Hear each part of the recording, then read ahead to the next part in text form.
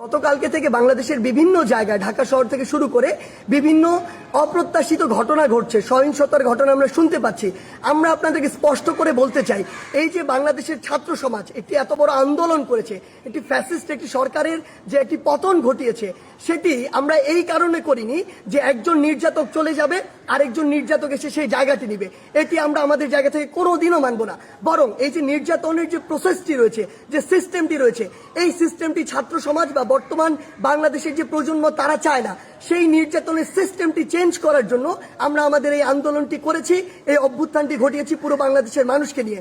সেই জায়গা থেকে বিভিন্ন রাজনৈতিক মতাদর্শ, সে বিরোধী মতাদর্শ হতে পারে কিংবা বিভিন্ন যে রাজনৈতিক মতাদর্শে যা ছাত্র সংগঠন বিভিন্ন রয়েছে, তাদের কথা বিভিন্নভাবে শোনা যাচ্ছে যে তারা প্রতিহিংসার বশবর্তী হয়ে এই বিভিন্ন ভাঙচুরগুলো চালাচ্ছে। আমরা স্পষ্ট করে বলে দিতে চাই, এই বাংলাদেশে এরকম যদি অন্যায় বা অপরাধ যেগুলো হচ্ছে, এগুলোর অবশ্যই প্রত্যেকটির বিচার হবে। সেই জায়গা থেকে আমরা স্পষ্ট করি, আমরা কখনো আমাদের জায়গা থেকে এমন সহিংসতাগুলো সমর্থন করি না। একটি দল 15-16 বছর ধরে বাংলাদেশে এই একটি রেজিম চালিয়েছে, একটি যে স্বৈরাচারী ব্যবস্থা চালিয়েছে, আবার কেউ এসে যদি এটি চালায়, তাহলে আসলে পরিবর্তনটা হলো কি, লাভটি হলো কি? আমাদের প্রত্যাশার সাথে এটা কোনোদিন প্রাসঙ্গিক হয়? কখনো হয় না। তাই আমাদেরকে এটা আমাদের কাজের মাধ্যমে প্রকাশ করতে হবে যে আমরা যে বাংলাদেশের স্বপ্ন দেখি সেটি আসলে আমরা সত্যি করতে চাই। আরেকটি স্পষ্ট করে কথা বলতে চাই, সেটি হচ্ছে যে আমাদের যে সংখ্যালঘু ভাই বোনেরা রয়েছে, তাদের বিভিন্ন ধর্মীয় উপাসনালয় রয়েছে, সেগুলোতে অনেকেই চক্রান্ত করে আঘাত করার চেষ্টা করছে, অনেকে প্রোপাগান্ডা ছড়াচ্ছে, যা হচ্ছে না তাও বলছে।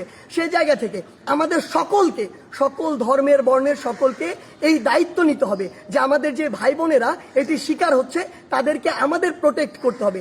একটি জিনিস মনে রাখবেন, 1971 যখন বাংলাদেশ স্বাধীন হয়েছিল, কোন নির্দিষ্ট ধর্মের মানুষের কারণে স্বাধীন হয়নি। এই বাংলাদেশ একটি অসাম্প্রদায়িক দেশ এবং এখানে সকল ধর্মের মানুষের এই যে প্রচেষ্টার ফলে বাংলাদেশ আজকে এই পর্যায়ে, কিংবা আজকে 2024 সালে দাঁড়িয়ে যে অভ্যুত্থানটি বাংলাদেশে ঘটেছে, যে স্বৈরাচারের পতনটি ঘটেছে, সেটি কোনো একটি নির্দিষ্ট ধর্মের মানুষের কারণে ঘটেনি। সেটি পুরো বাংলাদেশে বিভিন্ন ধর্মের, মতাদর্শের, বর্ণের গোষ্ঠী যারা রয়েছে, সকলের সম্মিলিত প্রচেষ্টায় ঘটেছে। সেই জায়গা থেকে আমি আপনাদেরকে এটা স্পষ্ট করে জানিয়ে দিতে চাই, যারা এই কাজগুলো করছে অবশ্যই তাদেরকেও বিচারের আওতায় আনা হবে। কিন্তু আমাদের দায়িত্ব হচ্ছে, আমরা আমার জায়গা থেকে আমাদের আশেপাশে বিভিন্ন সংখ্যালঘু ভাই বোনদের যদি কোনো বাড়িঘর কিংবা ধর্মীয় উপাসনালয় থাকে, আমরা নিজেরা গিয়ে সেগুলোকে প্রোটেক্ট করব। সেই দায়িত্বটি আমাদের।